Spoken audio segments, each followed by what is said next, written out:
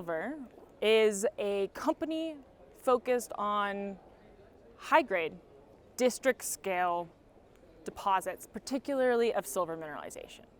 The idea being that if you're going to go exploring, you're going to go exploring for something big and something that really makes a dent in the market, right? And so we have 3 projects that we believe have the potential to be not only large scale, but high grade. 2 of which are in historically absolutely stupendously famous districts. And we think that the work that has been done there so far is just scratching the surface. And our 3rd project is in Nevada, and we think there we have the potential to find a fully intact, what's called a carbonate replacement deposit. So we're looking for big things, we're looking for important things, and we're not messing around. So district scale to us means not just the historic district, but everything related to a particular mineralization event. So one way to think about this is that we're approaching it from an ore systems or a mineral systems approach. Big. So when we are looking at, say we make a discovery hole like we did at hole 28 at our Gigi project, we're not stepping out 100 meters out from that. We're stepping out 650, 700 meters, over a kilometer out, because what we are trying to create is a masterpiece, right? I paint, so if you imagine that what we're doing is we're sketching out the big painting before we put in the layers, and that's important as well, that these are disciplined, strategic approaches to exploration that forces you to think big, and it means it's a little bit slower on the front side, but when you find something, it's the kind of thing that's big enough that it will survive multiple market cycles, and high enough grade based off of what we set as a filter that it can make money when silver's at your worst possible nightmare, and like I was saying, survive multiple market cycles so that you can also make the real money when silver's at whatever dreams are made of. We're going to be drilling at Medicine Springs. At that project, what we believe we have is a full intact carbonate replacement deposit. The idea being that we're taking an ore systems approach. So rather than focusing on just the CRD or the skarn or the porphyry, we're looking at the whole thing as a connected system. We see evidence at surface of the 13 features that say, hey, this is a potentially large, high-grade deposit. We see 10 out of 13 before our first drill hole. So we're going to be doing our initial 4,000 meters. Our first hole is designed to identify whether or not we have the right rocks, because it's a carbonate replacement deposit, so you have to have the carbonates to replace. We're going to identify if we've got the right structures. We're going to figure out where our oxidation zone level, whether or not we have the intrusive. And so we've got holes that are designed to check off as many boxes as possible, and hopefully we find something big and we can bring that back to our investors.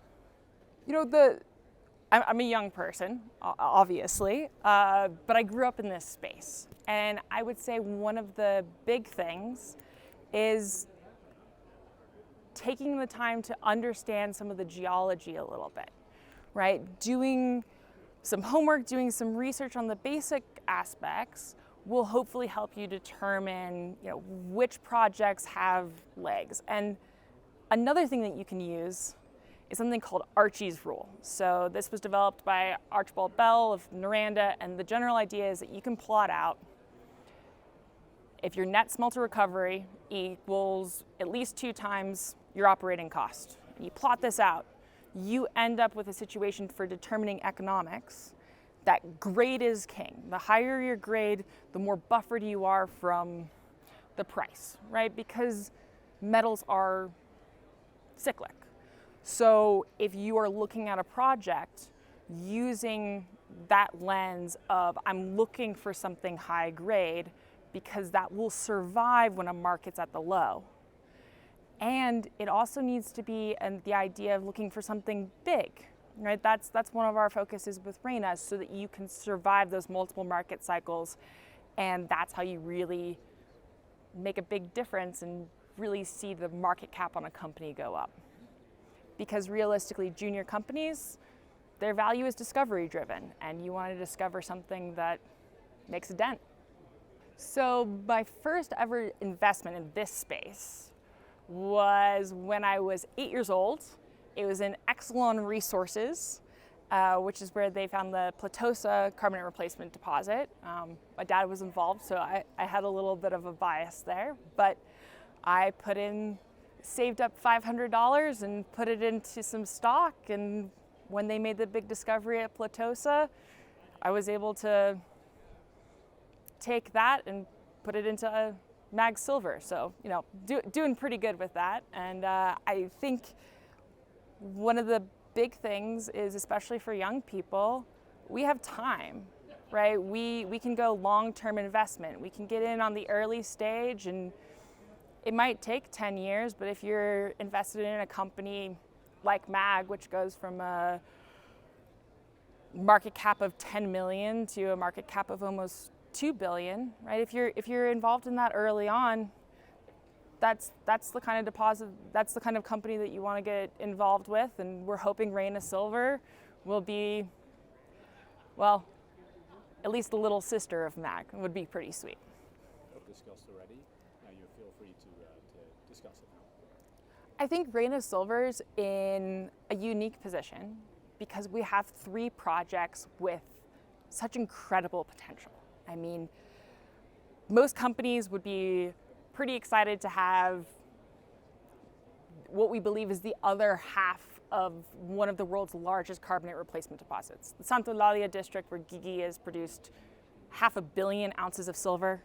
The source driving that system, the proximal mineralization driving that system has never been found, right? So there's this, where did it come from? Batopilas, you're in Mexico's highest grade silver district. It was a native silver district. Now we found gold. The system's expanding even more. Medicine Springs, it was something that had been overlooked. Now we think that there's evidence for this to be a large-scale carbonate replacement deposit. And I think the general takeaway is that you can look at these old districts, you can look at things that were potentially, didn't have the attention, they were underexplored, and you can still make big discoveries in this space. And I think the golden age of exploration is actually coming up. I don't think it's in the past. Or silver age, because let's be real here, we're a silver company.